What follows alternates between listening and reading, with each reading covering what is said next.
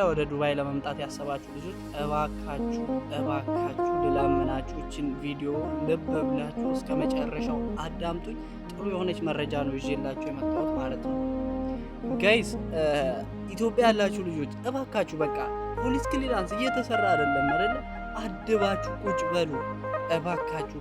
ለአንድ ወር ወይ 2 ወር ልለምናችሁ እኔ እናንተ ወንድምና፣ ምክንያቱም እዚህ ጋር ምን ያህል ዋጋ እየከፈሉ እንደሆነ ስለማታውቁ ነው። አንዳንድ ሰዎች ኑ ብለው እንደዚህ ነው ብለው ይናገራሉ። ተው በቃ እናንተ የራሳችሁን ላይፍ ኑሩ ኢትዮጵያ ላይ። ይሄ ነገር ሲስተካከል ግን ኑ። ገባችሁ? አሁን እዚህ ጋር ፖሊስ ክሊራንስ የለም።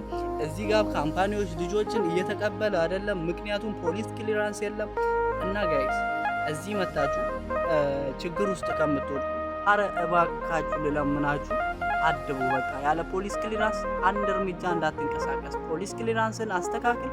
ከዛ በኋላ ማድረግ ያለብን ፕሮሰስ በሙሉ ጨርሰ ነው ምላችሁ። እባካችሁ አድቡ። እንደዚህ ያለ ፖሊስ ክሊራንስ እንቅስቃሴ ለማድረግ የምትሞክሩ ልጆች አድቡላችኋለሁ። ይመቻችሁ።